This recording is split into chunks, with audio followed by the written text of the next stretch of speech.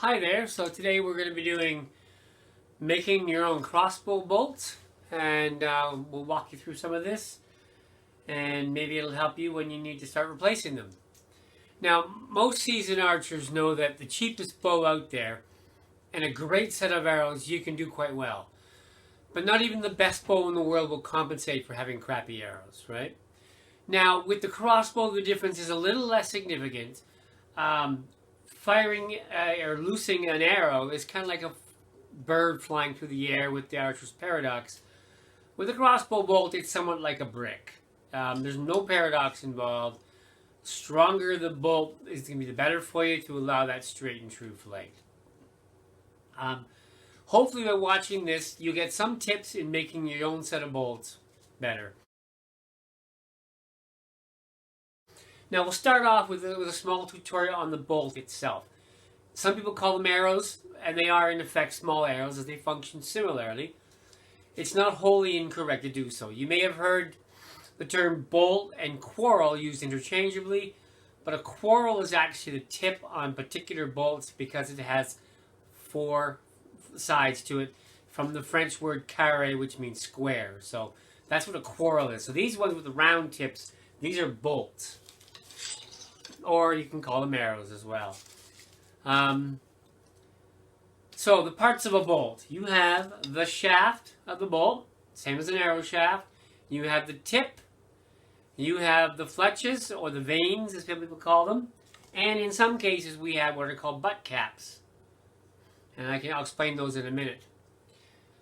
So some of the factors we need to consider when making bolts. The overall weight. Standard weight or heavyweight crossbow bolts shoot more slowly because of that weight. They carry a greater amount of kinetic energy or penetration power as compared to a lightweight bolt. Light bolts will travel faster, thus having an inherently lighter penetration, but that extra speed will reduce the drop over distance, leading to a more accurate at distant targets. The weight of the bolt can change due to the weight of the parts we're going to use. Stiffness of the bolt. Now this is what they known as spine when you're working with arrows. The stiffness measured as spine determines how the bolt reacts to outside influences. So the spine of these arrows, you can tell when you bend, these are about a 50-pound arrow, right? Or shafts, sorry. Crossbow bolts now do not suffer from archer's paradox. The main use for the spine is preventing warpage over time. With a higher spine, the better.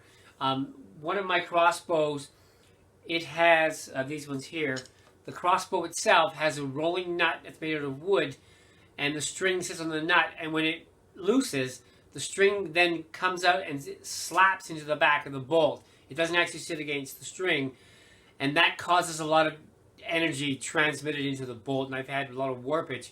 And it's why with that crossbow I've gone particularly with butt caps, which strengthen the bottom.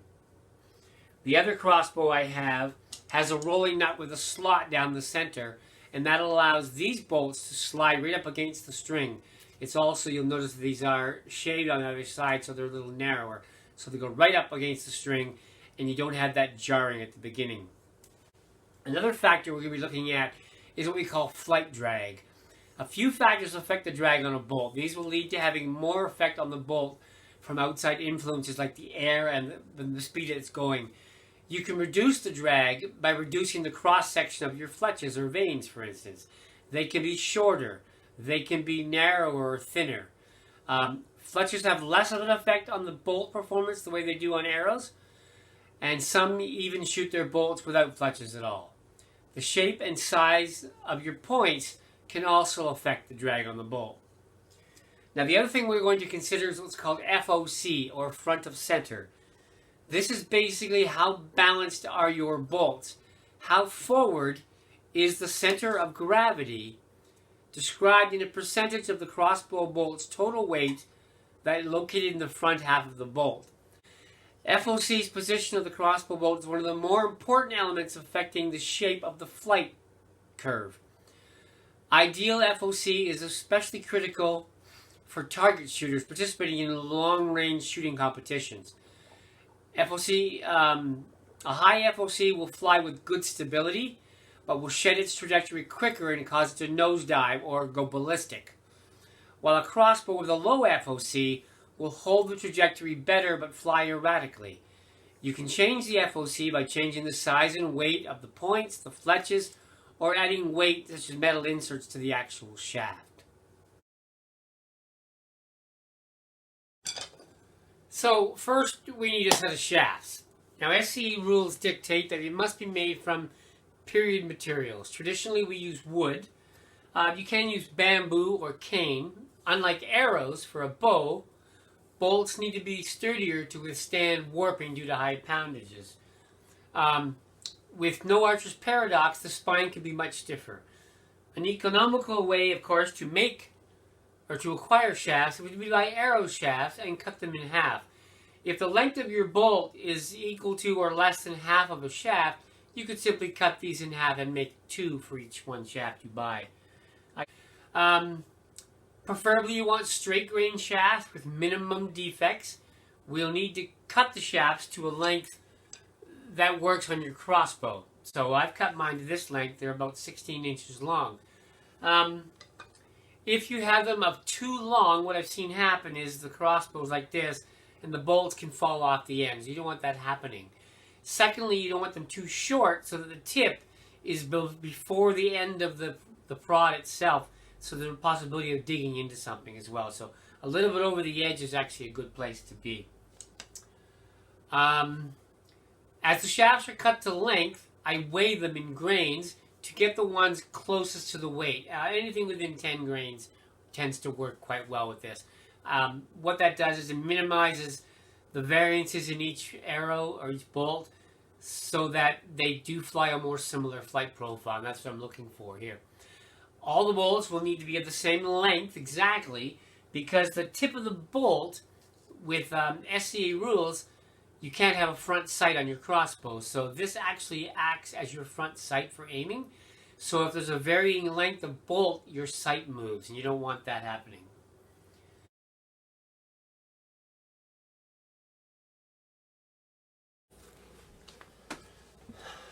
Okay, so for cutting the shafts to length, first thing, I use a tabletop vise. It's got a suction cup on it. It's actually really nice for just placing there and holding it steady. We're going to use 50-pound, these are Port Orford cedar shafts. So we're going to cut them. Now what I do is I measure usually so that I can get 2 shafts out of 1 arrow shaft for the crossbow. That makes it more economical. So what we're going to do initially is mark it off of where we want the cut to be. And then we're going to use this vise. And you make sure that you got something soft like rubber in here so you don't damage the shaft when you're squeezing the vise together. So, and then what I use here, oh, they came down, see, nice and tight. I use a simple hacksaw blade. I like the smaller teeth. It doesn't do as much damage when sawing and ripping through the wood. And so we just line it up simply like this. Go the right way. It doesn't take very much. You don't need to put a lot of pressure on it. You don't want to break the wood. You want to let the saw blade do most of the work. Oop, came loose again.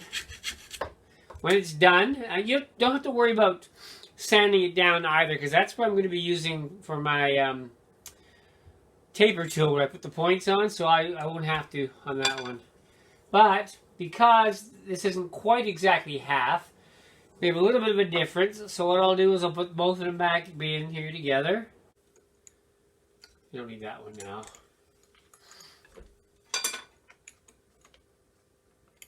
And we'll stay down there. There we go. That makes it a little more stable. And just using the saw, cut the piece off.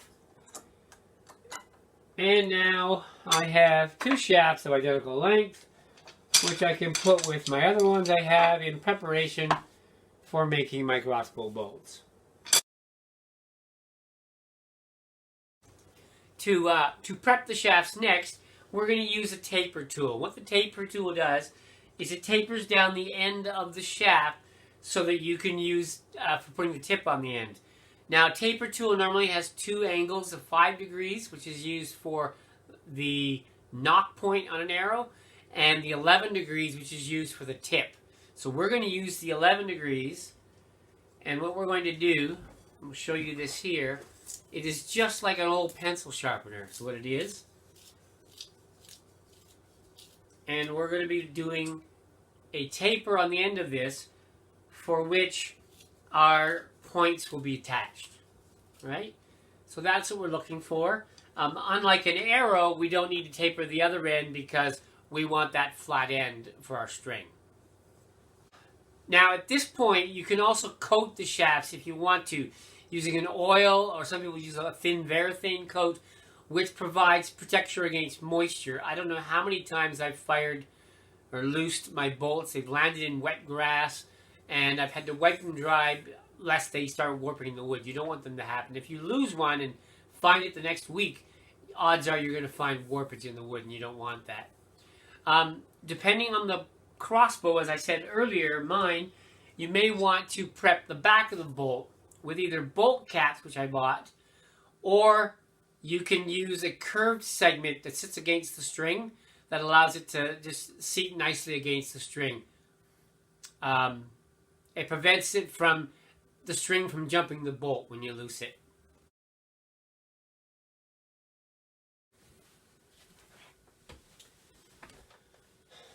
So the next thing we're going to be doing is looking at putting a point on the crossbow bolt. Now, there are various kinds that you can buy at any given archery store and some sporting goods stores as well. You can order them online at a place like Three Rivers.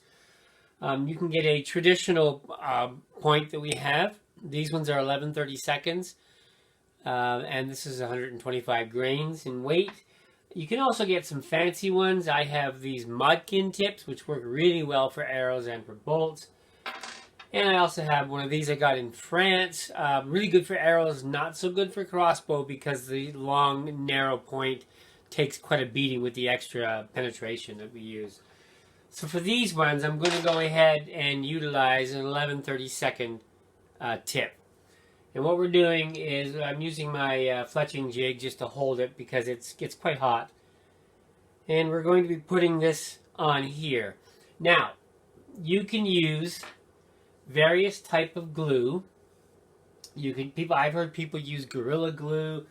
I've heard people use all kinds of other glues, but what I like to use is what we call Ferrite. And the reason I do this is throughout the year, I'm going to lose a couple of these. I'm going to break some. And if I break these, and I want to salvage the tips to use again later on, I have to get them off. Now, if they're in some permanent glue, I have to drill out the wood that's inside the tip. But if I use Ferrite, all I have to do is heat the tip and it will just slide right off. So that's why I use that particular one. So we're going to go ahead and do this. Now in doing this, the tip is going to get quite hot. So you want to make sure you do it safely, and that is make sure you're not touching with your hand. What I actually use is my knock pliers because they make it very easy to grab the tip and allow me to use pressure to put it on without actually touching the hot tip. So what we're going to do is we're going to use our propane torch.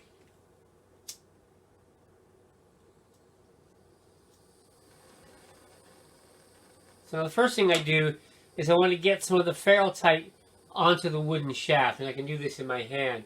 So we're going to heat this up in the torch,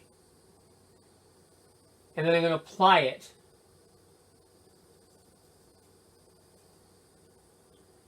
And you want to just get it a little bit runny, not too much. You don't want it dripping.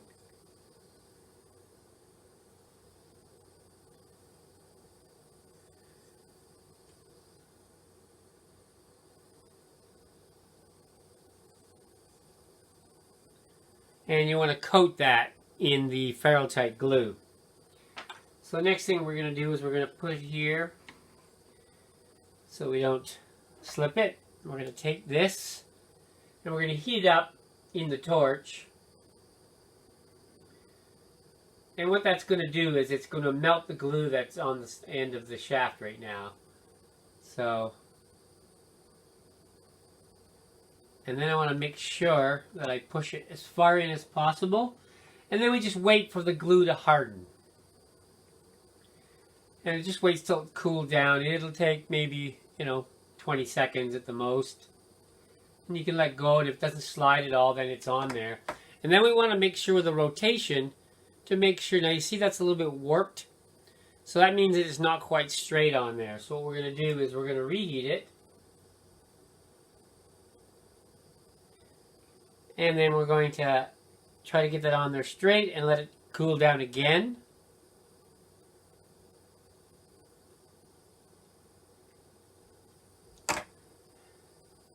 It's still a little bit off.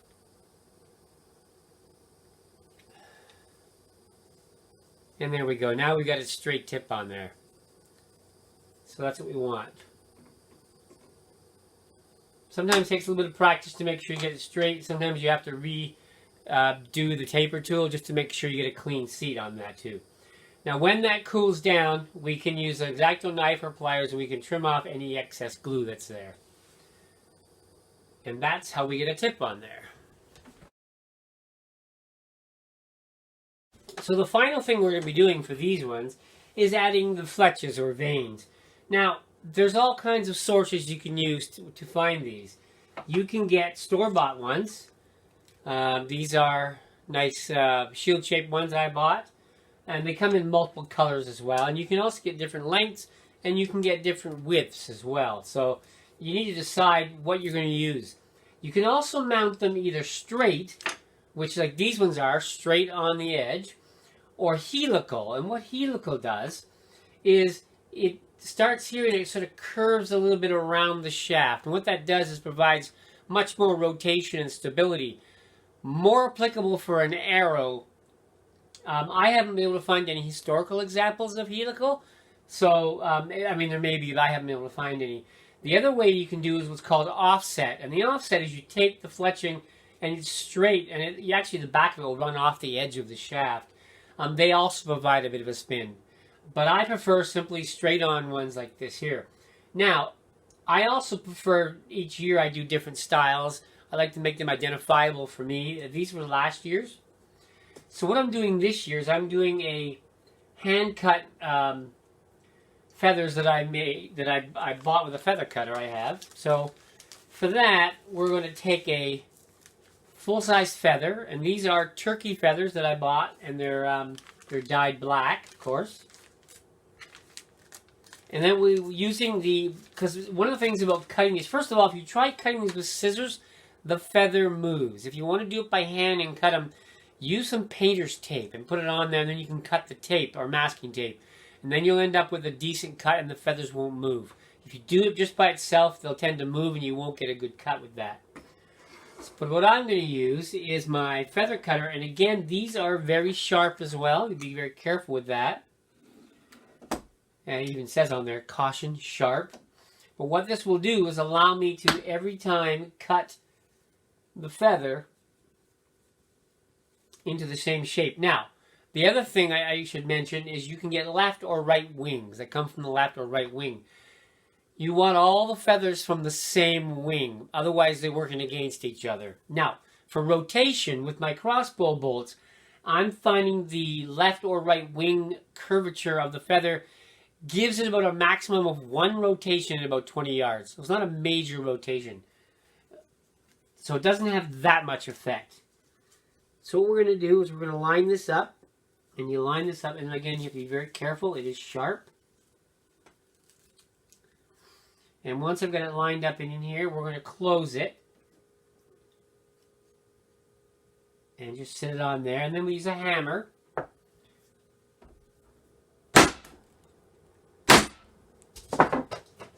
And what this does, as you see, it's now cut this feather. Now, I missed a little tidbit there, and I can just trim that off with scissors. But what it does, and I happen to have some already done here, is it provides with uniform veins, all the same shape. And that's what we're looking for, something like that. So, and I'll cut that one later and friggin' shit. And I'll put this away because I've got some already cut. So what we're going to do now is we're going to use our fletching jig. You can use some people have the 6 jigs if you're making arrows. Some people have the single.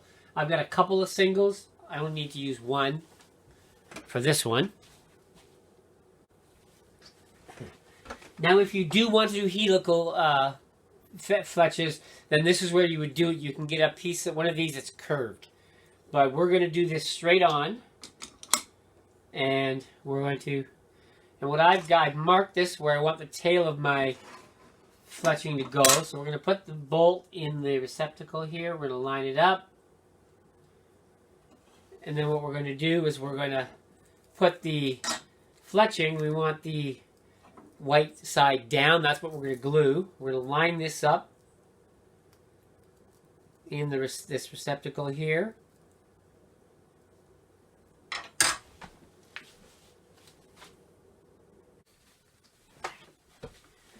Now for this glue here, again, you can use different kinds of glue. People use super glue, crazy glue, all kinds of things. I like to use Fletch-Tite. You buy it at the archery store. It's made for this purpose specifically, so that's what I do. And what we're going to do is we're going to provide a bead down the spine of the fletching.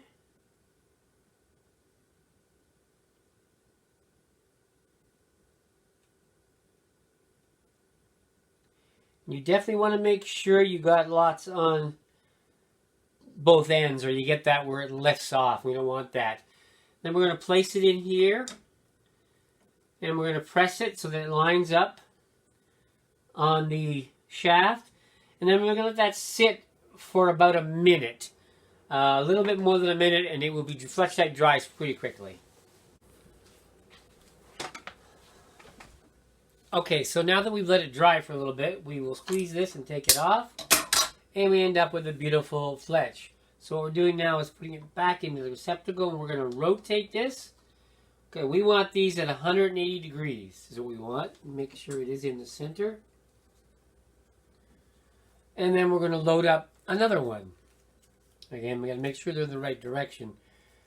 Worst thing you can do, when you're cutting these as well, you got to make sure they're the right cut, because I've seen people actually cut them backwards. They don't work very well. So the bead of glue again.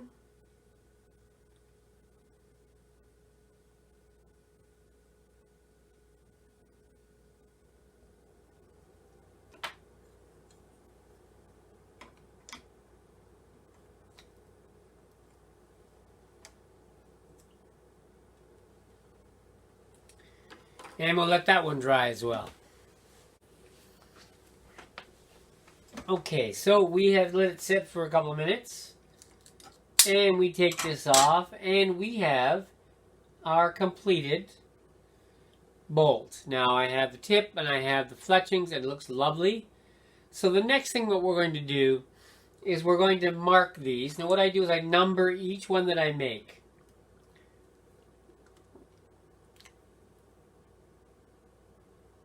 So this is number 1 of the new batch.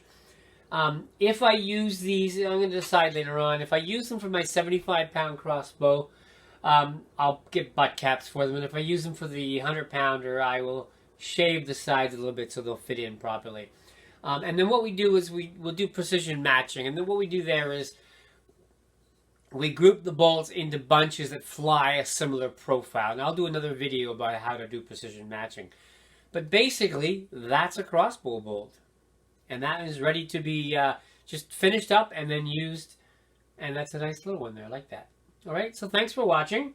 I hope you learned something from this. If you have any questions in the comments, please let me know. All right, thank you.